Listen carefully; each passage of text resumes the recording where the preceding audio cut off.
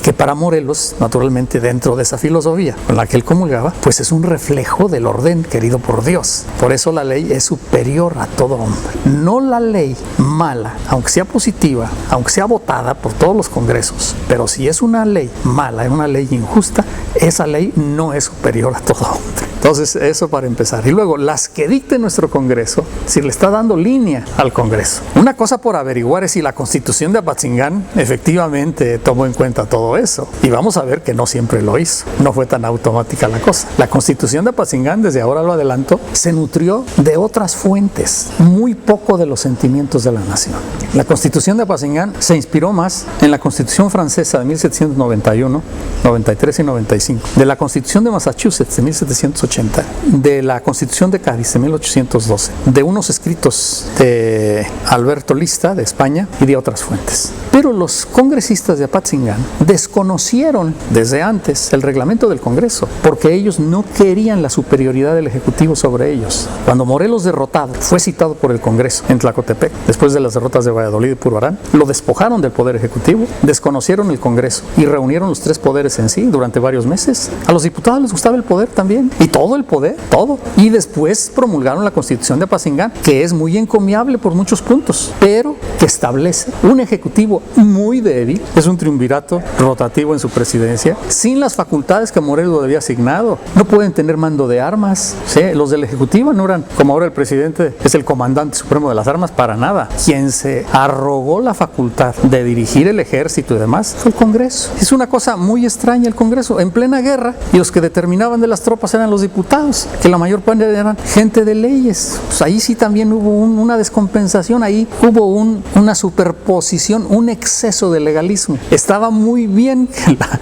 insurgencia, ¿verdad?, se formalizara y que hubiera leyes, pero en un momento dado estos abogados y demás diputados, pero en parte hubo también cuestiones personales, porque los diputados, y sobre todo Verduzco, con todo respeto para la zamoranía, Lisiaga y no digamos Rayón, le guardaron un gran resentimiento a Morelos, porque les quitó el mando de tropas y el mando gubernativo, los privó de ellos y los confinó a una silla del Congreso. Eso no se lo perdonaron, por eso lo despojaron del poder en Tlacotepec, y por eso luego, una vez que se hace la Constitución, restringen al mínimo las facultades del Ejecutivo, y el Congreso en cambio retiene muchísimo poder. La Constitución de Apatzingán nos da un Congreso fuertísimo frente a un Ejecutivo muy débil, lo más adecuado para que perdieran la guerra. Morelos tenía una idea más clara, sí quería la división de poderes, sí quería una Constitución, pero que hubiera un Ejecutivo fuerte mientras durara la guerra al menos. Entonces esto hay que tomarlo muy en cuenta.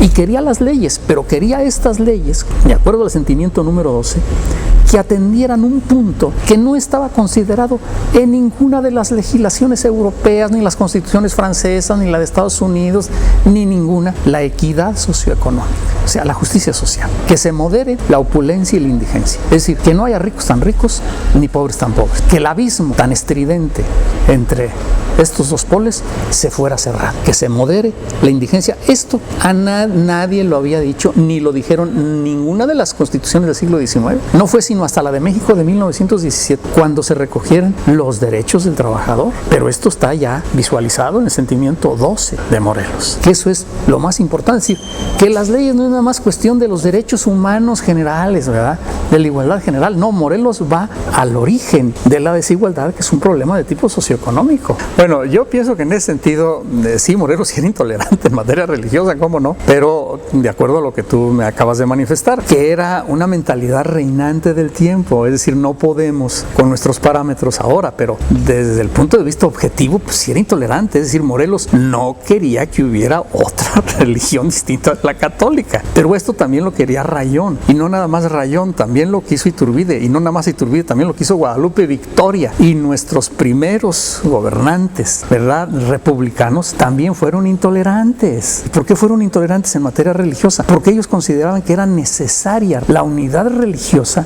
incluso para salvaguardar la unidad política. Si hubiera la tolerancia de otras religiones, el país se iba a fracturar. Ellos lo veían así, se iba a fracturar también políticamente. Entonces veían que una unidad tenía que ir junto con la otra unidad. No concebían que hubiera una unidad política con diversidades religiosas. Ellos lo consideraban así, que había habido todo un peso muy fuerte desde el punto de vista pues, religioso y nacional de toda la monarquía española frente a otros estados protestantes o anglicanos como Inglaterra y demás, Holanda y demás, que eran no nada más contrarios a la monarquía española, sino también contrarios a la Iglesia Católica. Entonces ahí se juntaban todas estas cosas y esto, repito, es explicable. Naturalmente que la adquisición de la tolerancia fue un largo proceso y digamos que esto tampoco era tan totalmente generalizado en el mundo cristiano. En lugares de Europa, comenzando por la misma Roma, donde estaba el Papa, ahí había más tolerancia que en este México que trataban de hacernos, porque ahí se toleraba hasta a los judíos.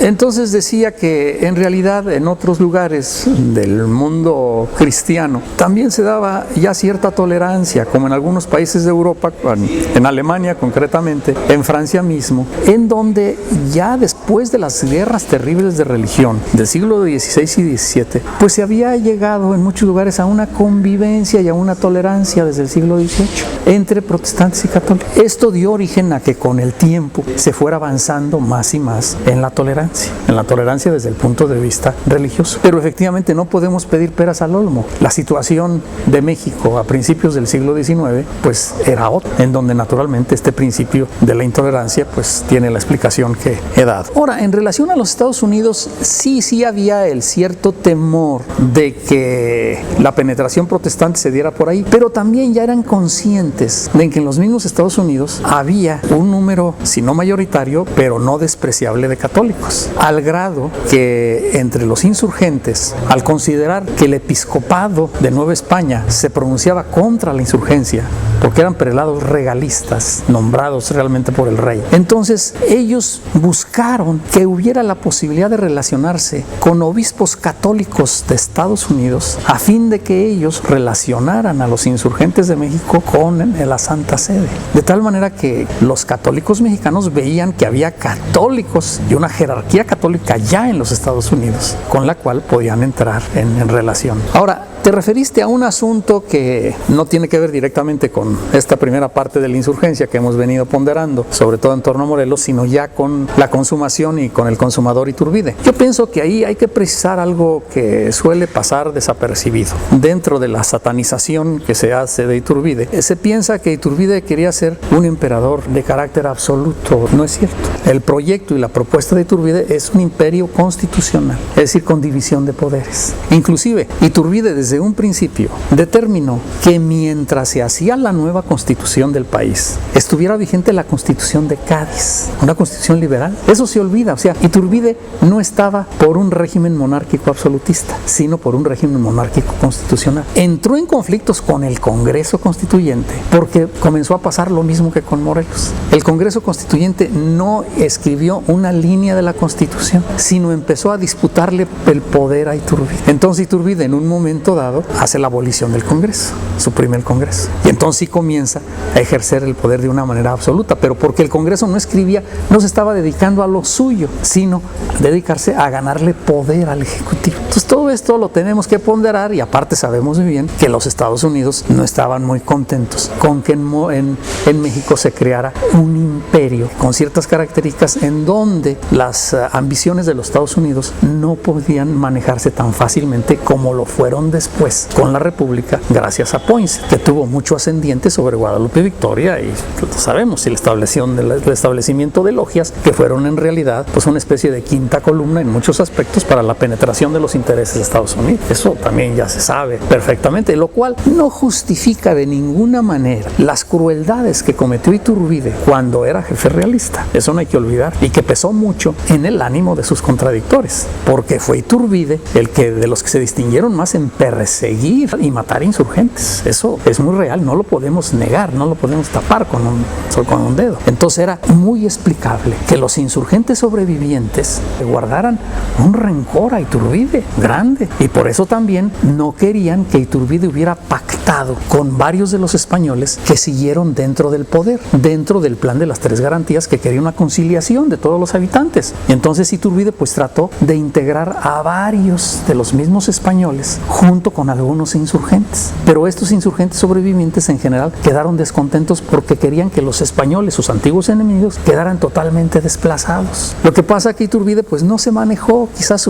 con la suficiente habilidad política para darles más puestos a los antiguos insurgentes, y su negativa también de entrar en muchas componendas con los Estados Unidos, y sobre todo lo que orilló el fracaso de Iturbide fue la falta de dinero para pagar el ejército, porque el país estaba en la bancarrota. Entonces es otra de las razones de fondo, que no pudo controlar al ejército por falta de dinero. Pero repito, Iturbide quería una monarquía constitucional. La Constitución de Apatzingán, que tiene muchas cualidades por muchos conceptos y que además fue elaborada en circunstancias muy difíciles, porque los diputados había días que no tenían ni qué comer, y sin embargo elaboraron una muy digna constitución dentro de ese problema del desequilibrio de poderes. Pero de todas maneras es una constitución muy loable, muy digna, que es una muy buena síntesis de los principios liberales, democráticos, de división de poderes, de garantías individuales del mundo atlántico a la sazón. Es decir, me refiero a todo el mundo y las constituciones que se dieron en diversas partes del mundo. Y para el gobierno realista fue un terrible golpe